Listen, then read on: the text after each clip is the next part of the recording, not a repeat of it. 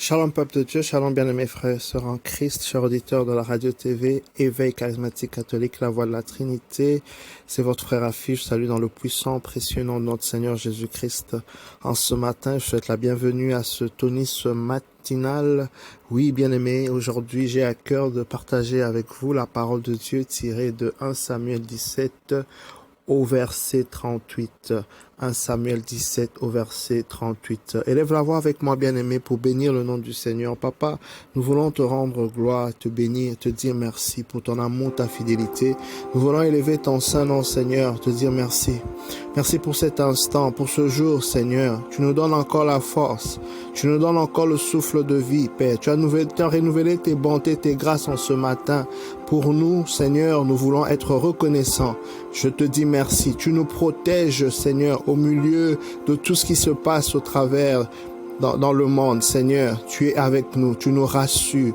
Ton bâton, ta houlette nous rassure, même quand nous passons par l'ombre de la vallée de la mort, rassurés de ta présence. Nous sommes rassurés de la protection du sang de Jésus. Nous sommes rassurés, Seigneur Dieu, que tu ne nous abandonneras jamais. Nous voulons te dire merci, tu as été avec nous depuis le début de l'année jusqu'à ces instants. Et toi, tu continues à nous protéger, tu continues à nous bénir, tu continues à veiller sur nous, à nous instruire, à nous faire grandir. Tu nous emmènes de gloire en gloire. Nous te bénissons, Père, en ce matin. Nous t'élevons au-dessus de tout. Quand nous regardons à ta création, à toutes choses que tu as fait, Père, il y a de quoi te louer, te bénir et te dire énormément merci. Seigneur, merci, Seigneur Dieu, pour tout ce que tu as accompli, pour ce que tu feras encore, car tu as des projets de paix, de bonheur pour chacun de nous. Nous voulons te rendre gloire, ô Seigneur, et te dire merci pour Christ qui est mort pour nous sur la croix. Merci pour ton amour infini. Tu dis là où la faute abonde, la grâce surabonde. Merci pour ta grâce qui surabonde dans nos vies. Merci parce que tu nous as dit hier, oui, que nous régnions par l'abondance de la grâce. Merci parce que toi, tu nous fais, Seigneur. Tu nous établis et tu nous fais régner, oh Seigneur. Nous sommes bénis de toutes sortes de bénédictions spirituelles dans les lieux célestes en Christ. Père, nous te rendons grâce, oh Yahweh. Merci infiniment pour cette bénédiction. Merci pour ta grâce. Merci pour Christ qui a donné sa vie pour nous sur la croix. Et pour le Saint-Esprit, Seigneur, qui nous assiste, qui nous aide, qui nous vient en aide, Seigneur. Esprit Saint, viens prendre le contrôle en ce moment. Sature l'atmosphère spirituelle et physique et conduis-nous dans les voies de Dieu, que nous ne ressortions pas de ce moment comme nous sommes venus, mais que par ta puissance tu transformes une vie, que par ta puissance tu transformes des vies, que par ta puissance que tu changes toutes choses de gloire en gloire au nom puissant de Jésus. Alléluia. Oui, bien-aimés, la Bible déclare dans 1 Samuel 17, verset 38, Saül donna à David ses propres vêtements, il mit sur sa tête un casque de bronze et l'habilla d'une cuirasse. David attacha son épée par-dessus ses vêtements. Il essaya de marcher, mais il n'était pas habitué. Alors David dit à Saül, « Je ne peux marcher avec tout cela, car je ne suis pas habitué. » Et David enleva tout. Il prit son bâton et choisit dans le torrent 5 pierres bien plates. Il les mit dans son sac de berger, dans sa sacoche. Il prit sa fronde en main et s'avança contre le Philistin. Alléluia. David exprime beaucoup de difficultés par rapport aux armements que Saül lui donne. Et pourtant, quand nous regardons la menace qu'il y avait devant Goliath, qui était bien armé, bien vêtu, bien protégé, on se dira logiquement que David avait besoin, n'est-ce pas, de l'armure qui le protégerait aussi. Non seulement qu'il était jeune, plus jeune, qu'il n'était pas comme formé comme un soldat, comme un guerrier. Donc, on penserait qu'on aurait dû, ou l'armée aurait dû prendre beaucoup plus de précautions pour une telle situation pour David. Il n'était pas préparé, n'est-ce pas, à ce genre de combat, donc on lui donnerait ce dont il a besoin normalement pour faire beaucoup plus attention pour son cas. Ça, c'est logiquement. Humainement, c'est ce que nous ferons. Naturellement, ça sera notre réaction. C'est pourquoi Saül lui donne justement ses vêtements. Mais David n'utilise pas cela. C'est d'aucune importance pour David. Et la Bible dit, il enlève tout cela. J'aimerais te dire, bien-aimé, par rapport à ce texte, c'est que nous sommes déjà dans un combat, dans un contexte de guerre spirituelle, de combat spirituel. Et en parlant des armements ici, quand on dit que David enlève tout, les armes avec lesquelles nous combattons, nous, fils et filles de Dieu, sont des armes de Dieu. Nous sommes des êtres charnels, nous sommes des êtres terrestres, mais le combat que nous menons, c'est un combat spirituel. Donc cela veut dire que nous devons nous armer des armes de Dieu, nous devons enlever. J'aimerais te dire, bien-aimé, que tu ne peux pas vaincre l'ennemi en utilisant les armes de l'ennemi. Ce n'est pas possible. Tu dois enlever, tu dois te dépouiller de tout ce qui est du camp de l'ennemi. Jésus pouvait dire, le prince de ce monde vient, mais là, il n'y a rien de lui en moi. Il n'y a rien de lui en moi. Ça va de même avec cette pensée que je te communique en ce jour, c'est que tu ne peux pas combattre l'ennemi avec ses propres armes. Cela veut dire, bien-aimé, que dans ce combat spirituel où le Seigneur veut t'équiper avec les armes appropriées, les armes avec lesquelles tu es habitué, parce que tu es maintenant enfant de Dieu, tu es maintenant fils et fille de Dieu, tu fais partie d'une nouvelle famille spirituelle, tu dois maintenant être habitué avec les armes qui viennent avec ton appartenance. Alléluia. La Bible dit que tu es une nouvelle créature. Les choses anciennes sont passées, tu es dans le neuf. Donc ça veut dire que dans le combat que tu engages contre les forces du mal, dans le combat que tu engages contre les esprits méchants dans les lieux célestes, comme le dit le livre d'Éphésiens 6, tu dois te rassurer qu'en toi il n'y a rien de l'ennemi. Tu dois te dépouiller de tout ce qui est jalousie. Tu dois te dépouiller de tout ce qui est amertume. Tu dois te dépouiller de tout ce que, n'est-ce pas, est critique.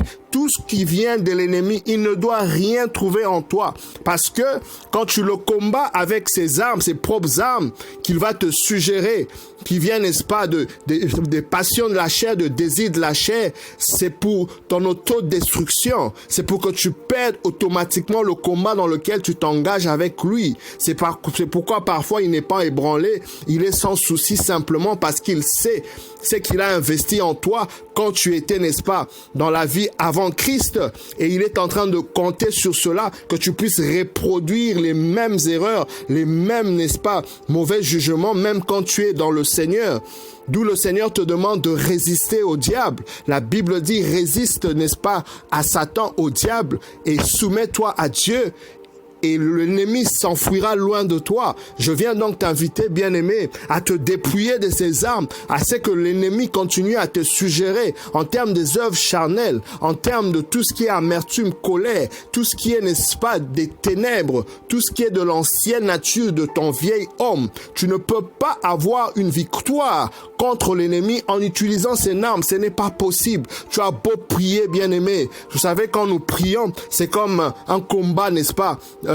Comme le disait une vidéo que j'ai suivie, un combat, la vie est comme un combat où tu as deux challengers, deux boxeurs. Donc il y a un qui te donne des coups, et toi aussi tu reçois des coups. Vous voyez? Donc c'est un combat continu entre l'ennemi, et il va continuer à te proposer des choses pour te faire revenir vers le bas. Ce sont ces armes, n'est-ce pas, qu'il voudra que tu puisses utiliser. Mais tu ne pourras aller nulle part comme David. Il a compris qu'avec les armes de Saül, c'est ces armes pourtant qui allaient lui faire du bien. Il ne pouvait aller nulle part avec cela. Il ne pouvait même pas. Ce sont presque le même type d'armes que Goliath, n'est-ce pas, utilisait son ennemi. Vous voyez? Donc tu ne peux aller nulle part. Quand tu combats, quand tu pries, tu es dans l'offensive. Mais tu dois aussi défensive et veiller à ce qu'il n'y a rien de l'ennemi en toi. Aucune arme de l'ennemi en toi. Parce que quand tu pries, tu donnes des coups. Mais l'ennemi va chercher, n'est-ce pas, comme je disais tout à l'heure, à te donner aussi des coups. Et tu dois être protégé pour ne pas tomber. Tu dois être protégé pour ne pas lâcher prise. C'est très important, bien-aimé. Avec cette première pensée où J'aimerais te dire que tu ne peux pas vaincre dans le combat spirituel en ayant ce qu'il y a de l'ennemi en toi. Fais un examen de conscience. Reviens en toi-même. S'il y a des aspects de ta vie où l'ennemi peut encore réclamer quelque chose, tu dois te rassurer de demander l'aide du Saint-Esprit, de travailler sur ton caractère, de travailler sur ces choses qui sont en fait des portes spirituelles ouvertes où l'ennemi peut facilement passer pour t'atteindre. Tu lui causes beaucoup de problèmes quand tu pries, c'est bien. Quand tu fais des confessions de foi par la parole de Dieu, c'est bien. Mais tu dois maintenant verrouiller pour qu'il ne puisse pas te faire du tort. Tu dois maintenant verrouiller pour qu'il ne puisse pas, n'est-ce pas, te détruire beaucoup plus que tu ne l'as fait. Alléluia. Oui, la Bible nous dit, David a dit, il ne peut pas marcher car il n'est pas habitué. Il a préféré, n'est-ce pas, utiliser ses propres armes. Il a préféré abandonner les armes plutôt qui étaient peut-être sophistiquées pour l'armée, mais il ne l'a pas utilisé. C'est pour te dire, bien-aimé, que nous devons aussi apprendre à nous contenter de ce que nous avons, de ce que le Seigneur nous a donné. Alléluia. Nous devons nous contenter, quel que soit le niveau, quelle que soit, n'est-ce pas, la quantité de ce que Dieu a mis en notre possession. Nous devons nous contenter de cela. La Bible déclare, ne néglige pas les faibles commencements. Bien-aimés, on doit nous contenter de ce que Dieu nous accorde. Cela nous empêche de tomber dans la convoitise. Cela nous empêche de tomber, n'est-ce pas, dans les pièges de l'ennemi, bien-aimés. La Bible dit dans Proverbe 38, « Enlève loin de moi la fausseté, les paroles mensongères. Ne me donne ni pauvreté, ni richesse. Pas peur que dans l'abondance je te régnie, Yahweh. Ou encore dans la disette, ou dans la précarité, que je ne puisse porter atteinte, n'est-ce pas, à ton nom. Oui, donne-moi le pain nécessaire.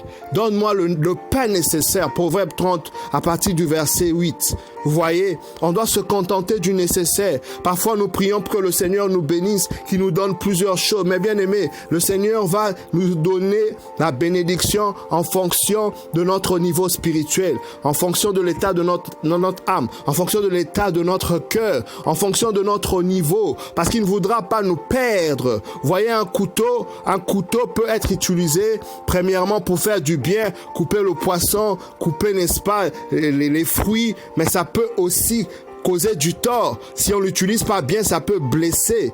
Vous voyez, la bénédiction de Dieu, la gloire de Dieu, quand il nous la relâche, ce n'est pas pour nous perdre, car la Bible déclare que la bénédiction, elle ne se fait suivre d'aucun chagrin. Donc quand Dieu sait que ce n'est pas encore le moment pour toi, que tu n'es pas prêt pour gérer le niveau auquel il veut que tu sois, il ira avec toi doucement, doucement, bien-aimé. Donc il faut comprendre le processus de Dieu pour ne pas te perdre. Donc quand tu as le nécessaire, contente-toi de cela. Ne brûle pas les étapes, bien-aimé. C'est comme un enfant qui a encore 5 ans, mais qui veut demander à son papa, à sa maman de conduire. C'est le papa aime l'enfant, mais il ne pourra pas donner sa voiture parce que l'enfant n'a pas la maturité qu'il faut pour conduire cette voiture. Donc, contente-toi d'abord de ce que les parents font pour toi, t'emmener à l'école, te donner ceci, mais ne cherche pas comme un enfant de 5 ans à aller prendre la voiture parce que les parents ne veulent pas faire, n'est-ce pas, ce que tu demandes et sortir. Tu risques de faire un accident. C'est la même chose avec Dieu. Contentons-nous de ce qu'il nous donne, de ce qui est nécessaire. Il y a des gens, au lieu de vivre de leur salaire, au lieu de vivre de ce qu'ils ont, ils regardent toujours à gauche, à droite. Ils vivent de la corruption. Ils regardent, n'est-ce pas, des marchés à gauche, à droite qui sont peut-être illégaux. Bien aimé, un bien mal acquis ne profite à rien. Alléluia. Un bien mal acquis ne profite à rien. Contente-toi de ton salaire. Respecte les principes divins. Respecte les principes divins, les principes de Dieu. Avec le peu que tu as, Dieu va multiplier et Dieu t'emmènera à la hauteur, au temps venu, au temps fixé par le Seigneur. Ne brûle pas les étapes. Contente-toi du nécessaire. Et nous voyons avec David, bien aimé, dans ce cas, l'arme que David a utilisée n'était peut-être pas sophistiquée au vu de l'armée, n'était pas peut-être de dernière qualité au vu de l'armée, mais c'était pourtant une arme puissante parce que quand nous regardons la suite des Écritures, la Bible dit que David a déclaré des paroles contre, n'est-ce pas, le Philistin, contre Goliath. La parole de Dieu est puissante. La Bible déclare que Dieu soutient toutes choses par la puissance de sa parole. Dans le fait que David puisse confesser la parole de Dieu, il a ajouté quelque chose de plus à son armement qui était pourtant, n'est-ce pas sophistiqué sophistiqué. Compte sur le Seigneur, bien-aimé. Déclare des paroles, quel que soit le faible commencement, quelle que soit la quantité que tu penses qui est peu pour le moment. Déclare, confesse la parole de Dieu, joins la puissance de Dieu à cela et tu verras le résultat, bien-aimé. Tu verras le résultat parce que nous servons un Dieu grand et c'est ce que David nous montre à travers cette histoire. Avec le peu, le nécessaire, l'armement il a utilisé, avec lequel il était habitué, il a pu réaliser ce qu'aucun général bien formé de l'armée d'Israël pouvait faire, ce qu'aucun colonel bien formé de l'armée d'Israël pouvait faire. Il a pu le faire, pourquoi? Parce que c'est l'Éternel des armées qui était avec lui, parce qu'il était, n'est-ce pas, il avait mis toute sa confiance en Dieu. Donc avec le peu que le Seigneur te donne, avec la quantité, le nécessaire que le Seigneur te donne aujourd'hui, remets-le à Dieu, confie-toi à lui, appuie-toi à lui, il va le multiplier, mais ne prends pas de raccourcis. Bien-aimé, quand tu prends des raccourcis et tu tombes dans le camp de l'ennemi, comme je disais, tu ne peux pas combattre l'ennemi avec les armes de l'ennemi. Tout ce qui est corruption, tout ce qui est mensonge, tout ce qui est fraude, c'est ça les armes de l'ennemi. Donc tu ne peux pas le vaincre. En fin de compte, c'est toi qui perdras et tu perdras toujours doublement. Et pourtant avec Dieu, tu seras récompensé. Sois patient, tu seras récompensé. Avec l'ennemi, non seulement tu perds tout, mais il te fait souffrir en fin de compte. À quoi bon? Prends le chemin qu'il faut. Prends le chemin étroit qui mène à la vie. Ne prends pas le grand chemin qui mène à la perdition. Nombreux vont sur ce chemin, mais ils meurent. Ils vont sur le chemin, n'est-ce pas, de la mort. Et pourtant, les sentiers de la justice, le sentier de la vie sont la vie est dans les sentiers de la justice. Ce sentier étroit. Prends la bonne décision, bien-aimé, en ce jour. Contente-toi de ce que le Seigneur te donne, le nécessaire. Ne convoite pas, parce que l'ennemi te rencontrera ou te tentera en fonction, n'est-ce pas, de la convoitise. Et ça, c'est un chemin pour t'emmener vers la honte, t'emmener vers la disgrâce. Mais cela ne sera jamais ton partage. Je le déclare au nom puissant de Jésus-Christ de Nazareth. Sois béni, bien-aimé, et à très bientôt.